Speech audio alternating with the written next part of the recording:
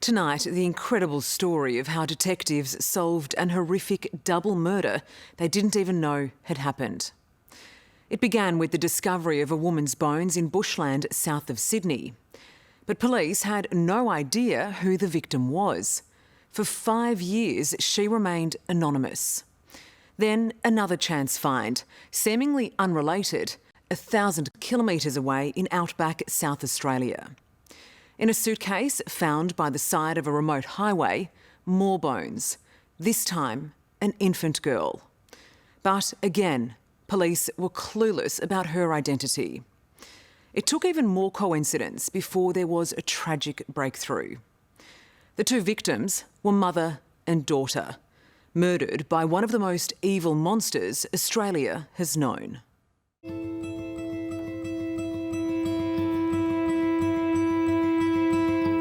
The Blanglo State Forest in the New South Wales Southern Highlands is blighted by evil.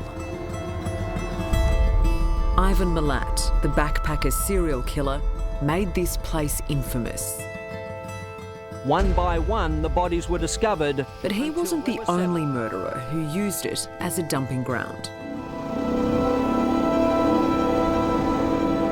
It's a Sunday afternoon 9 years ago, and a group of dirt bike riders are tearing through Blanglo. They veer off track straight into an horrific discovery.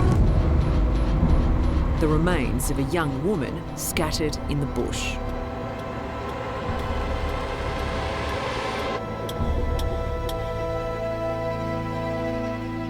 We're pretty deep into Blanglo State Forest here. Yes, we are. We're walking towards the scene at the moment. The bones presented detectives with a new mystery. Who did they belong to and how did they get there?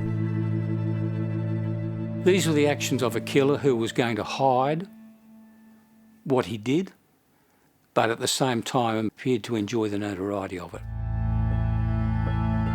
For the next 5 years, this anonymous woman remained just that, bones in the morgue. Then an unexpected breakthrough. 1,000 kilometres from Blanglo by the side of a highway in outback South Australia, a motorist happened upon a nondescript suitcase. Inside was the body of a little girl.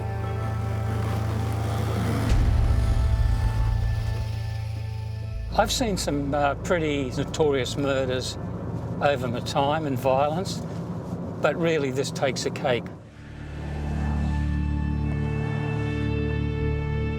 Tonight, the extraordinary police investigation that linked two separate crime scenes in remote parts of Australia with two anonymous victims.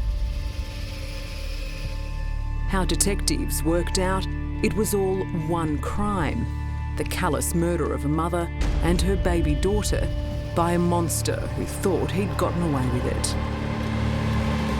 It was your call that helped police unlock this mystery. Yeah. You were the breakthrough that they needed. Yeah. I'm glad I called. Really glad I'm called. Yeah. What was to follow, you know.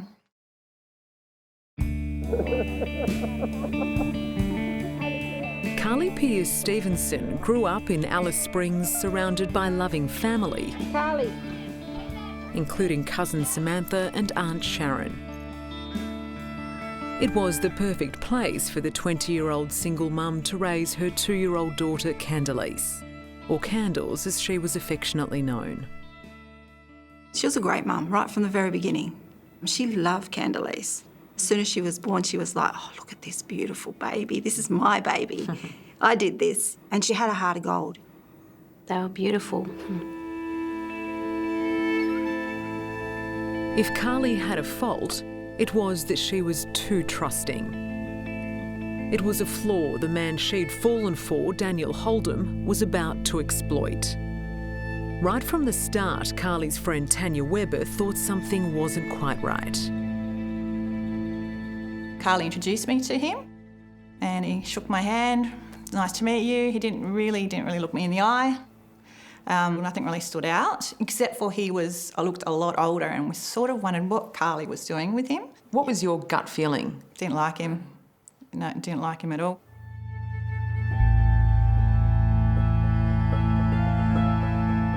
But it was too late. In November 2008, Carly and little Candice suddenly left Alice Springs with the mysterious Daniel Holdom. The whole decision to leave town was a bit of a shock. I'd always kind of known that it was something she'd always wanted to do, was to leave. But just how it all happened, it wasn't like there were no goodbyes, or she just kind of left.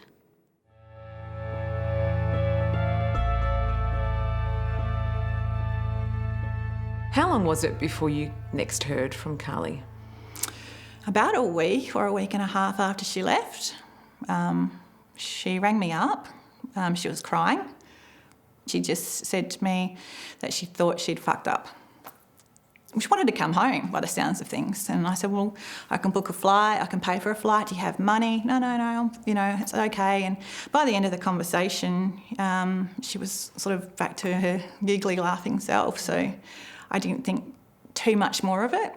That was the last time you heard from Carly? Yeah.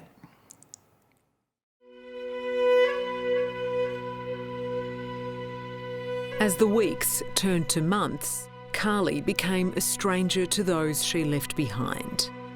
Calls to her phone went unanswered, and the family grew increasingly worried.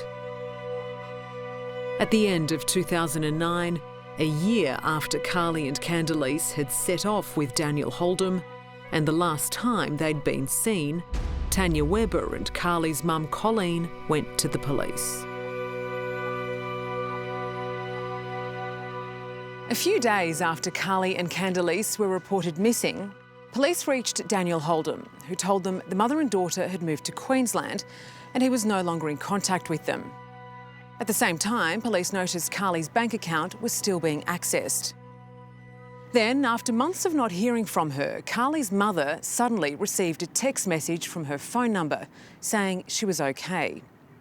That was enough for police to close the missing persons report, a decision which to this day still angers family and friends.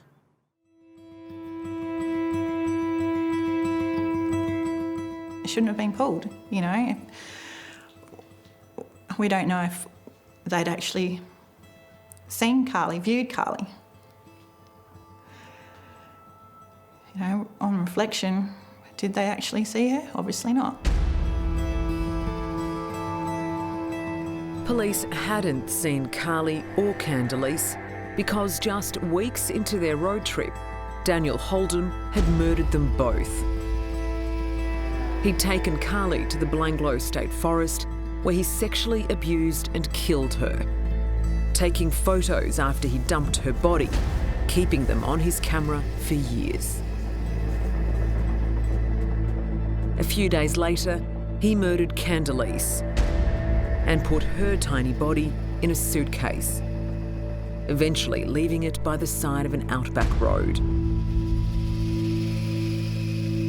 But to cover up his crime, Holdom had a sinister plan. He took over Carly's identity to make her family and friends believe she was still alive. The cruel facade allowed him to access her bank account and steal more than $70,000 of her money. None of us had ever actually had a conversation to suggest that, what if something has happened to Carly? There was this assumption that, well, she's alive and obviously choosing not to have any contact with family. So there was mixed emotion. There was grief and loss, but there was a lot of anger around, you know, why? How could you do that? Scattered on the forest floor, a human skull and several bones. The family was completely duped, and Holdom must have thought he'd gotten away with murder. Even with the gruesome discovery in the Bushland State Forest in August 2010, nothing changed. There was an immediate suggestion, of course, or questions asked, did Ivan Milat kill this person too? Was it another victim of Ivan Milat? If anyone knows this notorious bushland, it's former detective Clive Small. He caught backpacker serial killer Ivan Milat and saw the eerie similarities in this case. It had the hallmarks of a Milat murder in some ways. The fact that there had been no attempt to bury the body, it had just been left off the tracks, off the vehicle tracks in the bush. And when did police cancel out Milat as a suspect? The further the examination of the body went, the more it suggested it was a more recent killing. While Ivan Milat couldn't be the murderer because he was already in prison, the New South Wales police were stumped on the most basic questions. Who was the victim and who was responsible? They had the body forensically examined, looking for DNA. They looked for missing persons. They looked for people who'd disappeared under suspicious circumstances, but actually got absolutely nowhere. One of the main reasons being was because the killer, which was a partner, actually continued to maintain that she was alive. Still to come, the phone call that cracked the case. I said, this could be candles. Another shocking twist. What sort of person does that? The woman pretending to be Carly. She knew. She knew all along. That's next on 60 Minutes.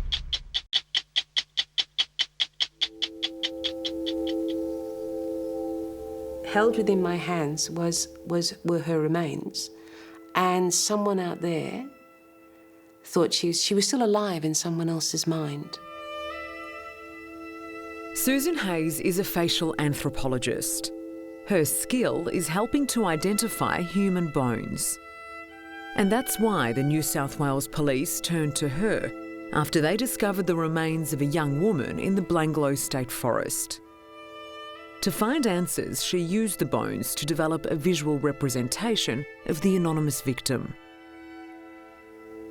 Every human that I'm working with, every human remain that I work with, I know they had a mother, they had a father, that they possibly had siblings, they had likes, they had friends, they had dislikes, they had dreams. You know, they were a once living person, they were everything that it is to be human. And that out there, beyond those walls, beyond the walls of the morgue, in someone's mind, this young woman was living and breathing and happy. That young woman was Carly Pearce-Stevenson. Her family didn't know it at the time, but 20-year-old Carly and her infant daughter Candelise had been murdered by a monster, Carly's boyfriend, Daniel Holdom. To avoid being caught, he'd assumed Carly's identity. It meant police didn't even think they were missing. If there was still an active missing persons report for Carly, would that have assisted your work? It would have, I think so. Had her face still been in the missing persons database, I strongly suspect that I would have flagged her with the police and said, look, this person's facial proportions are really matching the remains. The mysterious discovery of a child's bones in a suitcase. Despite the striking likeness of Susan's digital sketch, Carly's identity remained a mystery for 5 years. 5 years for Daniel Holdom to think he'd gotten away with murder. Then the most unlikely breakthrough.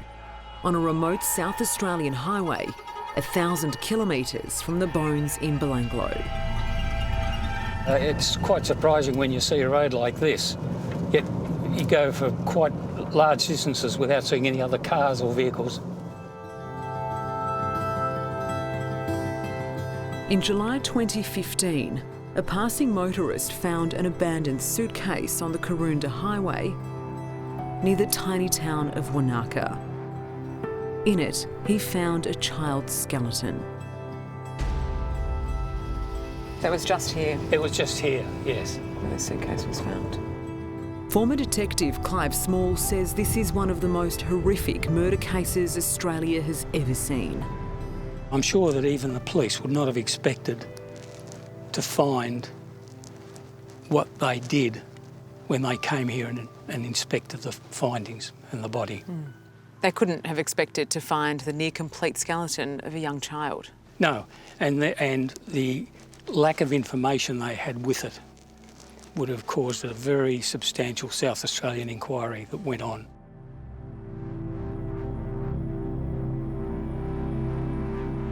This is one of the saddest cases that I have encountered.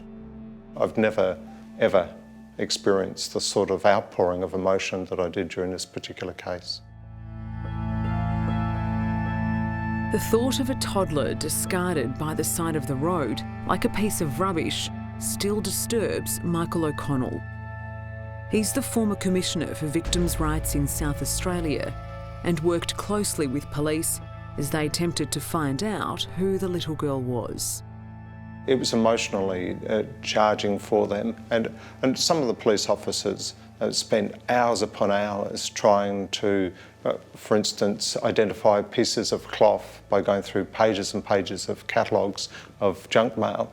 Other police officers door knocking. It's obviously touched you as well. Still does. Still does. Why do you think it has such an effect on you? I don't think you would be a sensitive human being if a case like this didn't touch you. We're still urging anybody with information to contact us. Like the body in the Blanglo forest, detectives had no idea who the little girl was, so they appealed to the public for information. Now, police have distributed posters to nearby businesses and have handed out leaflets in the... Back in the Northern Territory, the reports caught the attention of Carly's friend Tanya Webber. She had no idea she was about to crack the case. I just had a feeling about it. I can't really explain what that was. Because in itself, it's a shocking story. Yeah, it's terrible, yeah. A young child's bones. Yep. Found in a suitcase. Sort of, yeah. Dumped on the side of a highway. And it wasn't until another story came out and they released some clothing.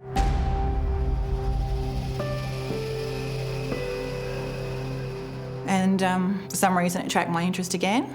My husband walked through the door and I said, oh, this could be candles. And I was teary. I said, it could be candles. Tanya followed her intuition. She called Crime Stoppers and gave the police a name, Candace Pearce. It was all the South Australian police needed. That phone call changed everything, and it changed very rapidly. They've started with nothing, and they've gone to every innovative way they've been able to think of approaching it to follow it up and try and get leads and identify the body. In South Australia, the break came very quickly. With one name, 2 cases were solved and a cruel, sadistic crime spree unravelled. And I just froze. I didn't believe it. Samantha. Carly. For 7 years, cousin Samantha thought Carly and Candace had wanted nothing to do with their family. But now the hideous truth had been revealed, and with it, the calculated violence of Daniel Holdom.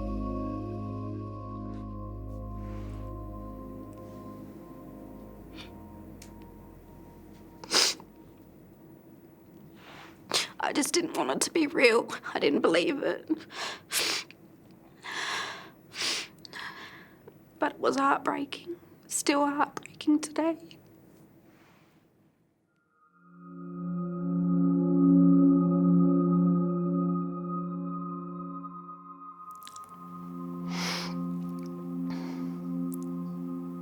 What sort of person does that?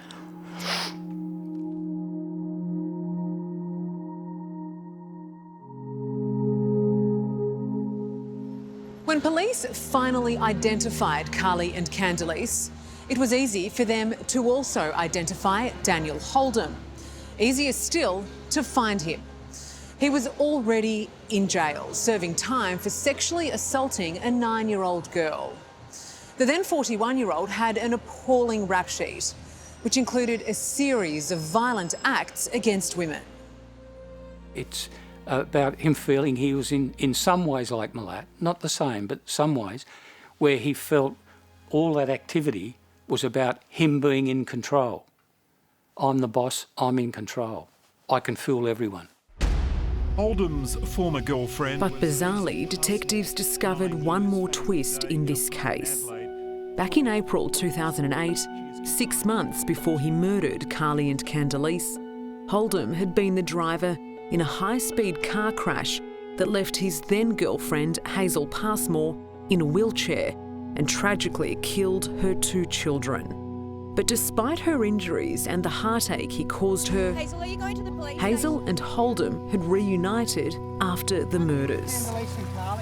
Worse still, after seeing Oldham's images of Carly's dead body, she continued to benefit from the theft of Carly's money. Because she knew. She knew all along. And she just said nothing. And I know she's not the only one, but definitely went along with it. And again, who does that? Like, who could live with themselves? She provided the crucial information the police needed to convict Daniel Oldham, escaping fraud charges of her own. A week before his trial for the murder of Carly and Candelise, Daniel Oldham pleaded guilty. Violating her in a most callous and sadistic way. He compounded this further when he took photographs of his unspeakable mistreatment, which he kept as a vile trophy of his own inhumanity. He was sentenced to 2 terms of life in prison.